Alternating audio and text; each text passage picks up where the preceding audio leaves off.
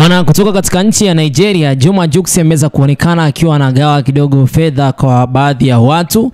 Yani ni kama vile alikuwa anawapa tu zile mashabiki pesa baada ya kutoka katika party fupi alikuwa ameweza kuhudhuria. Sasa nikasema hivyo, lakini pia kikubwa zaidi ambacho pia kimewafurahisha Watanzania wengi zaidi, mimi naweza nikasema kwa namna hiyo niweke hivyo kwamba Juma Jux pamoja na Prince ni mmoja kati ya watu ambao waliweza kuhudhuria klabu. Na baada ya kuingia club, basi ngoma ambayo ilikuwa inalia katika klabu hiyo basi ni ngoma ya kwake Jaiva.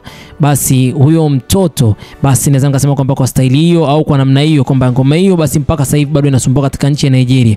Jux ameweza kudhibitisha baada ya kuwa na Prince katika party hiyo katika hiyo klabu, na baada ya hapo basi walikuwa na muda mfupi tu wa kuweza basi kuonyesha ni kwa namna gani ambavyo walikuwa wanacheza nyimbo hiyo. Katika nchi ya Nigeria bado inazidi kusumbua siku hadi siku. Niseme kwamba ni nyimbo ambayo inasikilizwa sana katika nchi ya Nigeria. Kwa siku za nyuma ilikuwa ni ngumu sana kwa nyimbo ya Kitanzania kuweza kupenetrate katika nchi ya Nigeria, yani kuweza kujichomeza au kujichomeka katika muziki wa Nigeria, katika muziki wa Afrobeat, na mara nyingi ma DJ katika nchi hiyo walikuwa ni ngumu sana kuweza kupiga nyimbo za Watanzania, yani katika klabu na sehemu za starehe. Lakini ngoma hii imeweza kuwasumbua mpaka mastaa wa nchi ya Nigeria. Mfano Asake ni mmoja kati ya mtu ambaye ameshaonekana kabisa yupo anaipiga ngoma hii akiwa na act kama DJ.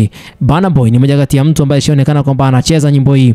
Wizkid ni mmoja kati ya mtu ambaye alishaonekana akiwa anacheza nyimbo hii. Tiwa Savage, yani wale A-list wa Nigeria wote kwa pamoja walishaonekana kabisa wanaisupport nyimbo hii kwa 100%. Yani kama ni 100 basi ni 100, na kwa sababu nyimbo imesikilizwa na mastaa zaidi ya 5 kutoka katika nchi ya Nigeria.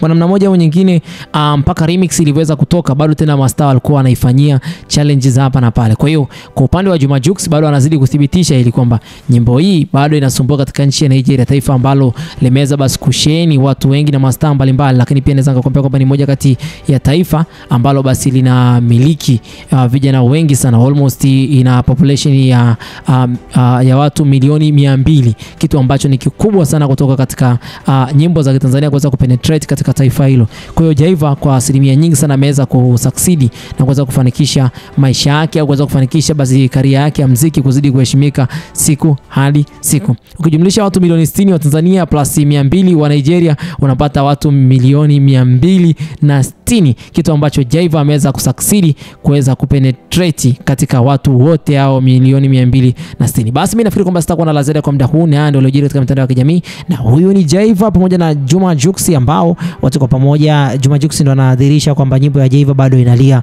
katika taifa la Nigeria. Basi bye bye for now.